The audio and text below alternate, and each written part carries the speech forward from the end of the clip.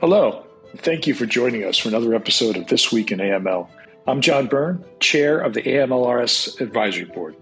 And I'm Elliot Berman, our Creative Director. We are excited to welcome you to the This Week in AML podcast, where we explore key news and developments in the global financial crime prevention community. John, how are you this week? Elliot, how are you doing? I'm good. So you're still out at the Missouri Bankers BSA, AML, and Compliance Conference, aren't you? Yeah, we just finished up in the Ozarks, and people like to make jokes about the streaming series Ozarks because of the money laundering component. Also, not that great getting signals, but yeah, we just finished up, and obviously the BSA AML conference focused locally on issues that are challenging the community bankers here. I just wanted, before we talk about some of the other issues, just wanted to mention a couple of quick things. A regulator panel of local regulators, FDIC, Fed, very complimentary of the bankers here, saying that their BSA programs are fairly robust and strong. They did caution them, though, because there's been pressure on many banks to make more revenue, to be cautious regarding product delivery, but for the most part, they were very complimentary. And then they were a panel from US Attorney's Office in Eastern District of Missouri, and those folks continued to talk about the value of SAR data and SAR filings for their investigations, 2,000 to 3,000 a month that get filed in the Eastern District that they review each and every one. And they sort of reminded the bankers the importance when they spend a little extra time in the narrative to give them some direction, because that does help speed up investigations. There's several other things that have been going on in the U.S. regarding AML in our community. Right. So one of the things that I saw was a press release about from Treasury about some testimony. Well, yeah, Treasury did a couple things, obviously. And one of them was Rosenberg testified, I believe, in the Senate side, and what Treasury was doing. So she talked a lot of instructive of where we think FinCEN is on some of their priorities, right? So the Corporate Transparency Act, he talked about the beneficial ownership database, that is a priority that should be unveiled fairly soon, though it didn't give a timeline. New disclosure for real estate. Obviously, they've done an RFI on the real estate industry. And then pursuing more information on the illicit risk by investment advisors. So I think all those things tell us that those are sort of next up for FinCEN and the Treasury Department. Yes, and those are all things that you and I have talked about, will continue to talk about, both the importance of and where we in the U.S. sit compared to other countries under the FATF expectations. So there was a request for information that I think you highlighted on digital assets. Yes, and also some additional comments coming out of the Treasury about the moving forward with further exploration of a central bank digital currency in the U.S. I also saw, and I think you did too, an interesting article posted by ProPublica, which is a nonprofit newsroom that investigates abuses of power. That's how they self-describe. But they published an article about human trafficking's newest abuse, forcing victims into cyber scamming. Right. You get a chance to see that? I did not. I just saw the headline of it. So can you tell us a little bit more about that? Yeah, so it's very interesting. This is a lot of this is happening in Asia, and a lot of it is centered in Cambodia, or at least the victims end up in Cambodia. They're not all Cambodian citizens, but they end up in Cambodia. And there are scammers that are running a scamming industry, and they are populating their call centers and WhatsApp centers and things that with people who are being trafficked, who've been kidnapped and moved to these scamming centers. Many of them are, described in the article as being right out, visible, and they don't have a sign on the side, but visible buildings. It's not like they're hidden in a warehouse district all the time and things like that. Although they are clearly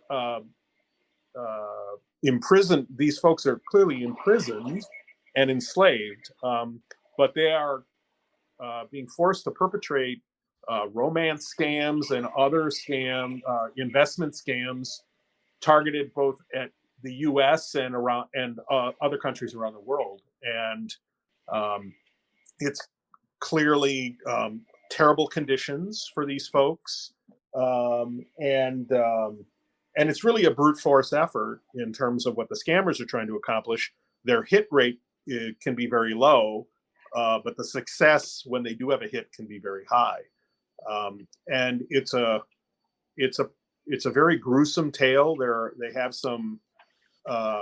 They have information that was obtained from people who escaped, and there's a section in the article that has some very gruesome photos that are actually behind a black screen with a warning before you click on it, so you don't just wander into seeing photos of people who've been tortured and things like that. But we've talked a lot about human trafficking, forced labor and sex trafficking and that kind of thing. But this is the first time I'd seen, I guess I wouldn't quite call it white collar crime, but crime that isn't of a physical nature that the victims are being forced into. So we'll link to that article on our post on the website, and I'd recommend it for people to read, and also to think about when they're identifying human frauds. If they get information about from the victim and are reporting the fraud, if they end up getting any kind of insight into the fact that the calls were coming from certain parts of the world, not to include that, both to help the authorities track down the fraudsters, but also to add to the information that may lead to cutting down on this human trafficking disaster. All right, just another element, unfortunately, of that horrific crime, and we'll be doing more on human trafficking later in the year in a webinar. So a lot of that, just real quick, because of the human trafficking aspect of it. We had a presentation here about elder abuse, and in terms of cyber is particularly on the rise. So, and I think part of that's pandemic, people being on their own, that sort of thing. So it's just another element. Some of it is elder abuse, but some of it now is cyber scams, particularly for people over 50. I thought that was interesting. All sorts of things going on in that space, but particularly now, cyber are just another tool to use to commit criminal acts, against individuals. Yes, I think as a community, something we can continue to do in that space is not only any required reporting, but equally important is training, offering customers training or information, warning kinds of material, whether it's with interactions in the lobby for those customers that are still coming into the lobby, or through the call centers, or even statement stuffers and things like that, which I know are very old school, but ways to alert our clients, particularly those of us of a certain age, which, John, I think you and I now fit into, whose computer skills may not be great, but who have assets, and so are ripe targets for cyber-based frauds and elder abuse. That's right. And I want to apologize to folks in case some of the wasn't great on this. We tried our best this week. The connections are not great, but that's it on my end. Elliot, anything you want to promote? Two things. One, next Thursday, the 29th, we're doing the monthly webinar on ESG and the risks in the financial services world related to it. It's at 12 noon Eastern time, and you can register on the website. And then in October, I think it's on the 27th, we're going to do a webinar that will update where we are on AMLA 2020, the regulations and the studies. Obviously, everything isn't done, but we're going to roll everybody forward. So there should, with a really good discussion, so that we can all kind of level set coming to the end of this year and thinking about what still will be coming out and impacting all of us in 2023. Sounds good. Take care. I'll talk to you again. All right. Travel safely.